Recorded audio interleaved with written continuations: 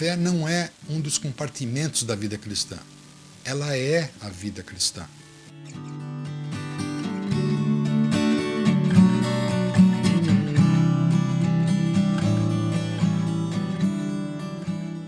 Depois de ter sido libertado da escravidão no Egito, o povo de Israel saiu em direção à terra fértil, onde emanava leite e mel com fartura, conforme Deus havia prometido. Quando chegaram na fronteira com a terra prometida, os israelitas se recusaram a entrar e tomar posse da terra.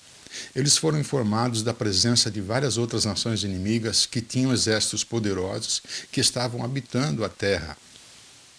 Mas apesar de terem visto com os próprios olhos as diversas ações sobrenaturais de Deus até aquele momento, a hipótese levantada era de que o próprio Deus havia preparado uma emboscada, onde os homens seriam mortos ao fio da espada e as mulheres e crianças seriam levadas como despojo de guerra.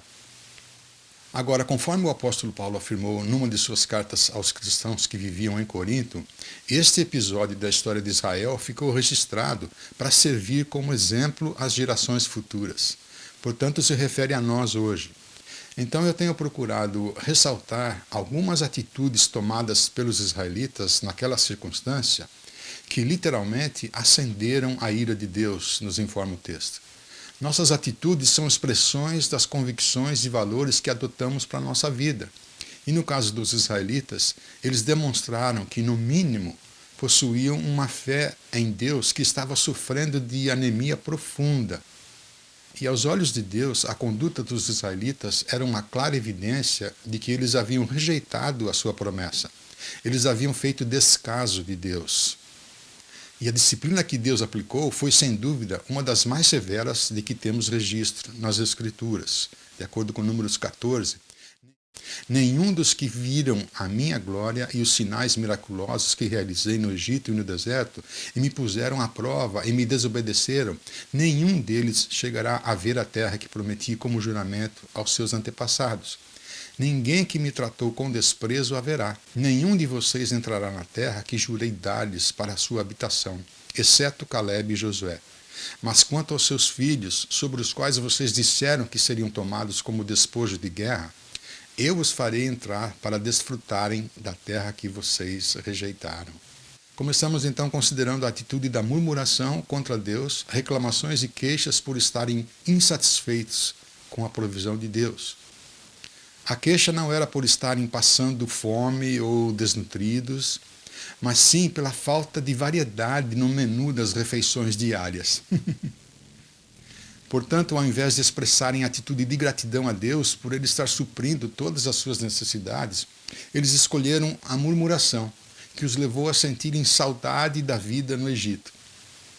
Ou seja, ao invés de expressarem uma atitude de contentamento pela suficiência do que Deus estava provendo extraordinariamente, dia após dia, eles passaram a expressar uma atitude da cobiça, trazendo à memória as comidas do Egito.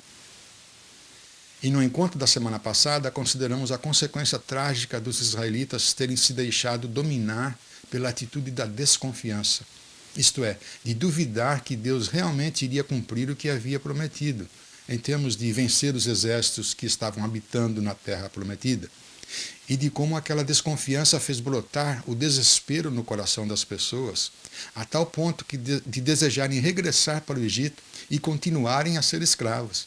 Então hoje quero considerar a atitude com que devemos contra-atacar a desconfiança, por ela ser uma séria ameaça para a saúde da nossa comunhão pessoal com Deus. É a atitude que permeia tanto o Velho quanto o Novo Testamento. A atitude de ter fé na palavra de Deus. Viver pela fé. Ter fé, como muita gente imagina, não significa fechar os olhos para não ter que encarar o que é óbvio e inevitável, como o avestruz que, quando está com medo, procura um buraco no chão onde possa enfiar a cabeça. Muito pelo contrário, a fé bíblica pressupõe que estejamos de olhos totalmente abertos para as realidades da vida.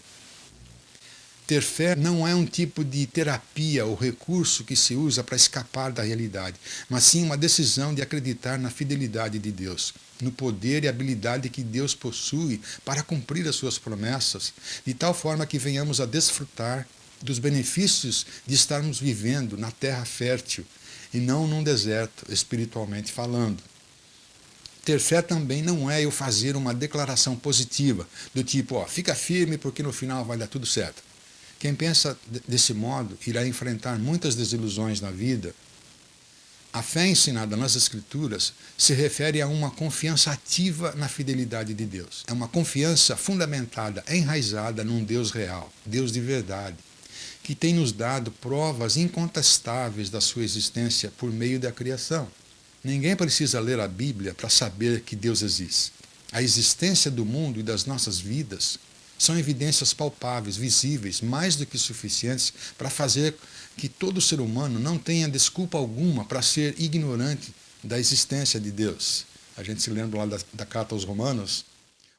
O que de Deus se pode conhecer é manifesto entre os homens, porque Deus lhes manifestou. Pois Deus, desde a criação do mundo, os atributos invisíveis de Deus, seu eterno poder, a sua natureza divina, têm sido vistos claramente, sendo compreendidos por meio das coisas criadas, de forma que tais pessoas, tais homens são indesculpáveis, porque tendo conhecido a Deus, não o glorificaram como sendo Deus, nem lhe renderam graças, mas os seus pensamentos tornaram-se fúteis, e seus corações insensatos se obscureceram, dizendo-se sábios, tornaram-se loucos, e trocaram a glória de Deus imortal por imagens feitas segundo a semelhança do homem mortal, bem como de aves, animais quadrúpedes e répteis. Ou seja, a fé bíblica não é uma vibração sensorial, não é um conceito sentimental abstrato, e muito menos uma fé idólatra que deifica, canoniza seres humanos, objetos, lugares, mas sim fé no ser soberano, Criador do universo, que se revelou em forma humana na pessoa de Jesus, que é o resplendor da glória de Deus e a expressão exata do ser de Deus. Portanto, não podemos considerar a atitude de ter fé sem primeiro estabelecermos o significado da fé, conforme ela é definida e descrita pela própria palavra de Deus. Na carta aos Hebreus, capítulo 11, diz assim: fé é a certeza daquilo que esperamos, a prova de coisas que não vemos. Tem uma tradução mais antiga que, no meu entender, expressa com maior clareza, que diz: fé é a substância daquilo pelo que esperamos, a evidência de coisas que não são vistas. Ambas traduções nos asseguram do fato que fé é algo mensurável, algo que podemos estar convictos e seguros, apesar de não podermos enxergar com os nossos olhos físicos, né? Por exemplo, é comum a gente dizer, não coloco fé no que fulano disse, né? Ou então, tenho fé de que tal coisa vai acontecer. Mas não é esse tipo de fé que a declaração de Hebreus 11 se refere. Fé é algo que tem substância, que tem fundamento, é algo de que podemos ter certeza, algo que serve como garantia ou como um certificado. Quem já viajou para algum país estrangeiro que exige visto de entrada, sabe que é necessário ir até o consulado daquele país, preencher um formulário, uma requisição, né? Pagar uma taxa de serviço e entregar o passaporte para que o visto seja carimbado ou colado numa das páginas do passaporte. O atendente, por sua vez, ele emite um recibo que comprova o recebimento da documentação e do pagamento, e com aquele recibo em mão, a pessoa volta dentro de um prazo determinado para retirar o passaporte contendo o visto. Então, o recibo é a substância necessária para a retirada do passaporte. E na esfera espiritual, acontece algo semelhante, de acordo com a definição de fé aqui na carta aos Hebreus. Ou seja, o recibo que temos em mãos é a fé. É por isso que fé precisa ser não uma sensação interior subjetiva abstrata, mas sim uma convicção fundamentada numa promessa, numa diretriz ou preceito da palavra de Deus. Então, depois de colocarmos algum pedido diante de Deus, com súplicas e oração, enquanto esperamos pela resposta de Deus, a substância, a garantia que seguramos na mão é a nossa fé. Se eu estou passando por uma situação de ansiedade ou sofrimento, eu peço para que Deus mude a situação ou mude a minha perspectiva sobre a situação. Nessa hora, a minha confiança na fidelidade e do cuidado de Deus é a substância a que eu preciso estar apegado, enquanto fico à espera de Deus entrar em ação e atender o meu pedido. Quando eu preciso que Deus me conceda um discernimento e sabedoria para tomar uma decisão importante ou para interceder pela cura de alguém que está enfermo, a substância da minha fé precisa ser uma declaração que me relembra e reafirma quem Deus é e o que Ele é capaz de fazer. Por exemplo, o verso de Jeremias 32, eu sou o Senhor, o Deus de toda a humanidade. Há alguma coisa difícil demais para mim? Esta é a ferramenta da nossa fé. É disso que a fé consiste. É disso que a fé é formada. É nesse sentido que a fé é a substância ou o fundamento da minha esperança. As declarações e promessas das Escrituras são os ingredientes fundamentais que formam a fé. Mas fé também é evidência, ou seja, a razão pela qual podemos estar seguros e convictos é porque existem evidências comprovatórias daquilo pelo que esperamos, mesmo sem podermos enxergar fisicamente. Você já parou para pensar que nós não somos os primeiros seres humanos a ter fé? Salmo 90, versículo 1 diz o seguinte, Senhor, Tu tens sido nosso refúgio sempre, de geração em geração. Ou seja, há milhares de anos que milhões de pessoas têm confiado em Deus. Então esta não é uma descoberta da era em que vivemos. Ter fé em Deus não é uma atitude insensata. Ouça o testemunho da palavra de Deus, de acordo com o Salmo 139. Tu criaste o íntimo do meu ser e me teceste no ventre da minha mãe. Os teus olhos viram o meu embrião. Todos os dias da minha vida foram escritos no teu livro antes de qualquer um deles existir. Estas são evidências de coisas que não são vistas, não é mesmo? Aqui mesmo na carta aos Hebreus, somos informados de outra evidência de coisa que não é vista, que é de deixar qualquer um de boca aberta, pasmado. Hebreus capítulo 4. Portanto, visto que temos um grande sumo sacerdote que adentrou os céus, Jesus, o Filho de Deus, apeguemo-nos com toda a firmeza à fé que professamos. Assim sendo, aproximemo-nos do trono da graça com toda a confiança, a fim de recebermos misericórdia e encontrarmos graça que nos ajude no momento da necessidade. Então, de acordo com as Escrituras, fé é uma atitude de confiança ativa em Deus, permeada de evidências que comprovam a sua legitimidade. Agora, juntando tudo isso que temos considerado, a definição bíblica de fé, numa única frase, pode ser assim: fé é crer na palavra de Deus e agir em conformidade com ela. Fé é crer. E crer não é simplesmente uma sensação de esperança, tipo, estou torcendo para que meu time ganhe o jogo no campeonato. Não, não. Crer é bem mais do que apenas esperar que algo aconteça. Crer é assumir um compromisso contínuo de obediência e submissão. Jesus dizia a todos, se alguém quiser acompanhar-me, negue-se a si mesmo, tome diariamente a sua cruz e siga-me. Portanto, crer não é um ritual e nem uma cerimônia, mas é um modo de viver dia após dia, fundamentado nos preceitos, promessas, diretrizes e normas de conduta que encontramos nas Escrituras. Essa é a definição da fé bíblica. Por isso que fé não é apenas crer, mas é crer na palavra de Deus, nos seus ensinamentos, orientações e promessas que jamais deixam de ser válidas e verdadeiras. Números 23, Deus não é homem para que minta, nem filho de homem para que se arrependa. Acaso ele fala e deixa de agir? Acaso promete e deixa de cumprir? Em outras palavras, Deus não pode mentir. Não é que Deus nunca irá mentir, mas sim que Deus ele não pode mentir. Não é que Deus não mente como se ele pudesse mentir, mas ainda não mentiu. Não, Deus não pode mentir. É semelhante a dizer um triângulo não pode ter 4 ângulos. Ou então que um homem naturalmente não pode engravidar de uma criança. Deus não pode mentir. Isto é, tudo o que Deus tem nos revelado na sua palavra é a verdade. Tudo o que ele diz que vai acontecer, acontecerá exatamente, tintim por tintim, do modo como ele disse.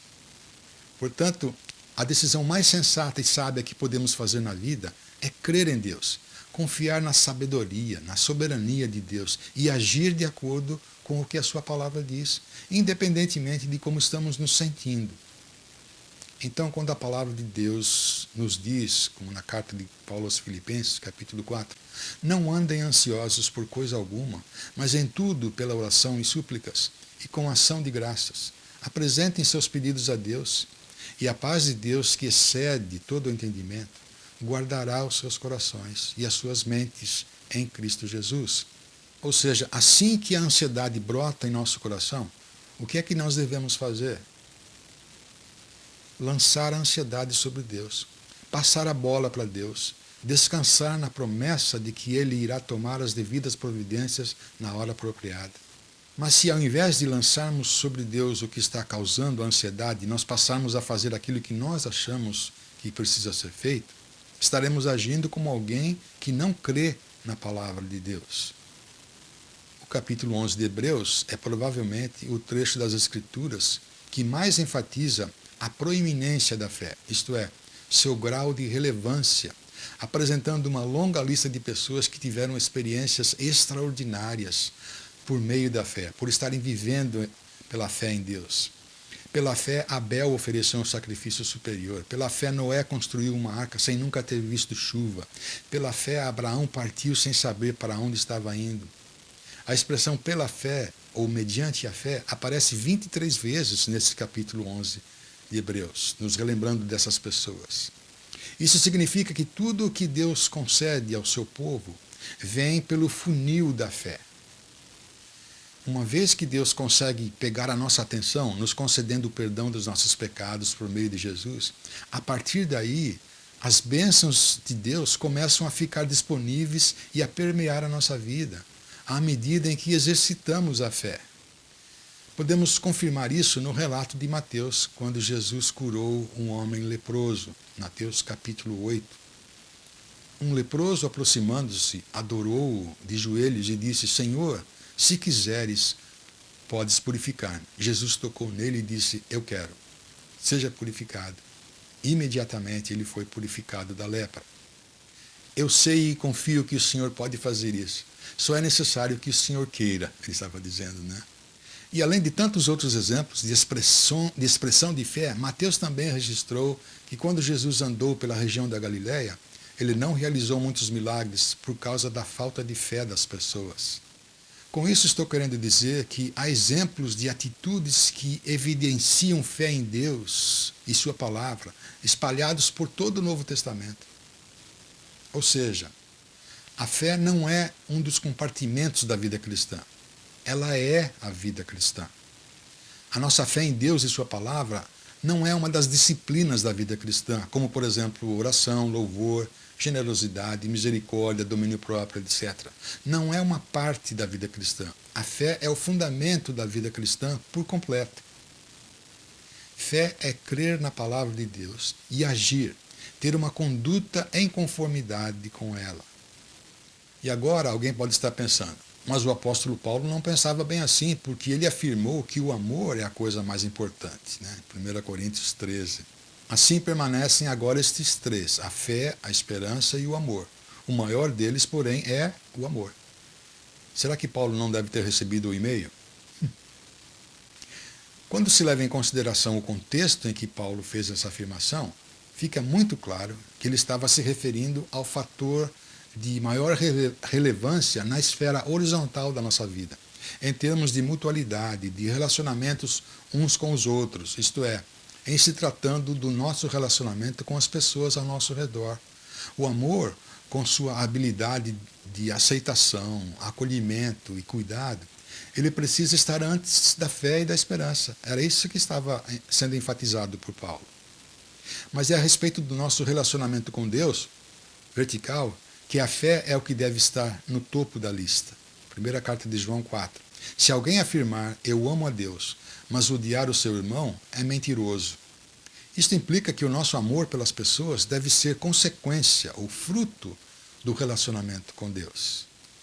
O autor da carta aos Hebreus afirmou claramente que sem fé é impossível agradar a Deus. Capítulo 11, verso 6. Portanto, eu espero que esta devocional sirva para nos encorajar e desafiar a vivermos cada vez mais pela fé em Deus, nas suas palavras, nas suas promessas. É importante observarmos que no final do capítulo 11 da Carta aos Hebreus, logo depois daquela longa lista daqueles que nós chamamos de heróis da fé, que vivenciaram a vida pela fé antes de Cristo, nos 2 últimos versos do capítulo tem uma declaração que ressalta a proeminência e relevância extraordinária da vida pela fé após a vinda de Cristo. Isto é, tanto antes quanto depois da promessa ter sido cumprida. Hebreus 11, 39 e 40. Todos esses da lista de heróis receberam bom testemunho por meio da fé. No entanto, nenhum deles recebeu o que havia sido prometido. Ou seja, eles confiaram na promessa da vinda do Messias, mas não chegaram a ver o cumprimento da promessa, a encarnação, a cruz, o sacrifício redentor. Deus havia planejado algo melhor para nós, para que conosco fossem eles aperfeiçoados. Nós confiamos na promessa que já se cumpriu. Eles confiaram na promessa que iria se cumprir. Eles olhavam para o futuro, nós olhamos para o passado, e dessa forma o quadro fica completo. Portanto, é algo melhor porque já aconteceu e temos o testemunho, até por escrito, de pessoas que presenciaram o cumprimento do que Deus prometeu que faria. E uma das testemunhas oculares escreveu o seguinte: o que é nascido de Deus vence o mundo, e esta é a vitória que vence o mundo, a nossa fé. Então, viver pela fé, enraizados na fé, tem que ser a prioridade número 1 da nossa vida. Agora, é possível que, à medida em que o tempo vai passando, à medida em que vamos ficando mais familiarizados com o tipo de conduta cristã que é agradável a Deus, que devemos estar vivenciando, é possível chegarmos a um ponto em que, apesar de reconhecermos a importância de que o nosso caráter cristão seja cada vez mais semelhante ao caráter de Cristo, é possível que nós nos sintamos desmotivados ou talvez estacionados, acomodados, com um certo nível de crescimento e maturidade espiritual. Isto é, a quantidade de virtudes e disciplinas cristãs é tanta que às vezes parece que nunca vamos conseguir viver uma vida pela fé, conforme as normas e instruções dadas pelos escritos bíblicos. Será que vocês se sentem assim? Entendem o que estou querendo dizer? Parece que tem tanta coisa que precisa ser mudada, reajustada e colocada em prática na vida de alguém que deseja ser um seguidor de Jesus, que facilmente nós podemos passar a sentir que é impossível viver pela fé, do jeito que os ensinos apresentados no Sermão do Monte, nas cartas de Paulo, cartas de Pedro, Tiago, João, do jeito como eles nos encorajam e desafiam a viver. Façam morrer a velha natureza carnal. Tantos ensinos, busquem os interesses dos outros acima dos seus próprios interesses. Supram as necessidades uns dos outros. Façam discípulos. Cultivem os frutos do Espírito. Sejam pacientes nas tribulações. Guardem o dia do descanso apropriadamente. Sejam ricos em boas obras. Lancem sobre Deus as suas ansiedades. E a lista só vai aumentando, cada vez mais. E a gente nunca se sente, parece até que nós não estamos crescendo. Agora, se é dessa maneira que nós encaramos a vida pela fé, é bom ficarmos cientes de que, na realidade, a situação é muito mais pesada do que nós imaginamos.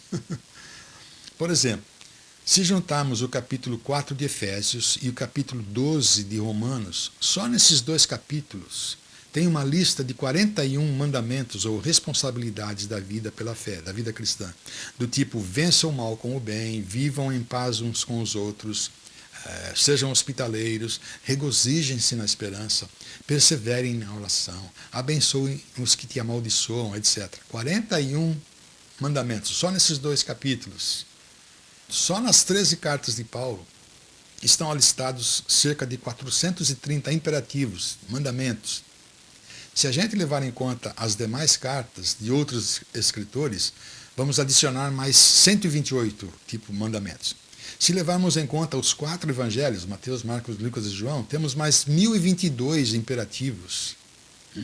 Portanto, levando em conta apenas o Novo Testamento, Temos um total de 1580 imperativos que se referem à vida pela fé de alguém que deseja ser um seguidor de Jesus legítimo. Isso significa que se a vida cristã for encarada em termos de uma lista de responsabilidades e mandamentos a serem cumpridos, ela não somente é impraticável, ela é obviamente impossível. Não existem horas suficientes num dia para lembrarmos de 1580 mandamentos, quanto mais focalizarmos nossa atenção em cada um deles. Não é uma questão de sermos mundanos, preguiçosos e nem irresponsáveis, não. O fato é que o nosso cérebro é finito. A gente não dá conta de tudo isso.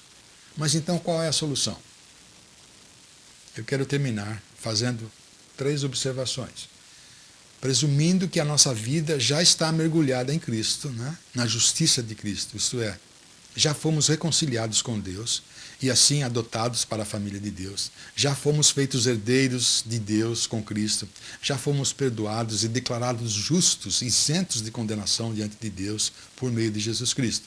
A primeira observação, então, é: devemos estar conscientes de que a transformação da nossa vida é realizada, ela acontece de dentro para fora, pelo poder de Deus, por meio do Espírito Santo, que sobrenaturalmente passou a habitar em nós, a partir do momento em que recebemos essa dádiva graciosa da justificação por meio de Cristo.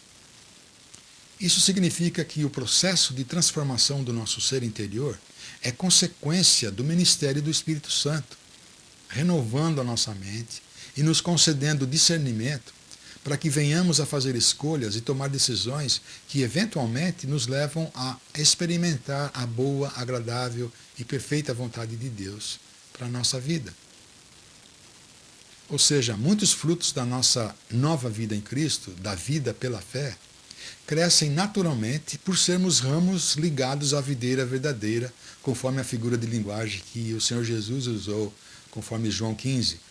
Eu sou a videira verdadeira, vocês são os ramos. Se alguém permanecer em mim e eu nele, esse dá muito fruto. Pois sem mim, vocês não podem fazer coisa alguma. Uma segunda observação. Precisamos reconhecer que os escritos do Novo Testamento retratam algumas das nossas atitudes e ações como sendo semelhantes a raízes e outras como frutos da obediência. Por exemplo, a fé, a atitude de ter fé, de exercitar confiança nas promessas de Deus, produz fruto da obediência. Romanos 1:5 diz isso. Recebemos graça e apostolado para chamar dentre todas as nações um povo para a obediência que vem pela fé. Ou seja, muitos frutos irão brotar naturalmente à medida em que nos apegamos à suficiência de Cristo e suas promessas.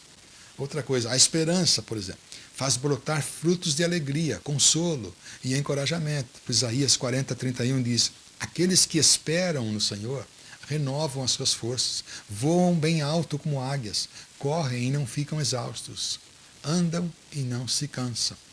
O Salmo 40:11: por que você está assim tão triste, ó minha alma? Por que está assim tão perturbada dentro em mim? Ponha a sua esperança em Deus, pois ainda o louvarei. Ele é o meu Salvador e o meu Deus. Quando pensamos em termos do amor, o apóstolo Paulo descreve o amor como sendo a fonte e o cumprimento de todos os mandamentos. Já parou para pensar nisso? Romanos 13. Estes mandamentos: não adulterarás, não matarás, não furtarás, não cobiçarás, e qualquer outro mandamento, todos se resumem neste preceito: ame o seu próximo como a si mesmo. O amor não pratica o mal contra o próximo. Portanto, o amor é o cumprimento da lei. Uma terceira observação. Os ensinos imperativos das Escrituras são como placas sinalizadoras. As normas de conduta e mandamentos da Palavra de Deus não foram registrados por acaso. São como placas que servem para nos ajudar a avaliar o andamento do processo da transformação do nosso ser interior. Podemos estar certos de que o Espírito Santo usa os mandamentos bíblicos para servirem como teste de amadurecimento da nossa vida de fé. Um tipo de prova de fogo, por assim dizer. Um teste decisivo que comprova a legitimidade da vida transformada em nós e se ela está realmente frutificando. Portanto, que possamos continuar avançando e exercitando cada vez mais a nossa confiança em Deus e nas suas promessas. Porque o nosso Deus é garantidamente um Deus que não pode mentir. Para Deus não haverá, para Deus não haverá impossíveis, para Deus não haverá impossíveis, para Deus não haverá impossíveis. Em todas as suas promessas, em todas as suas promessas, em todas as suas promessas.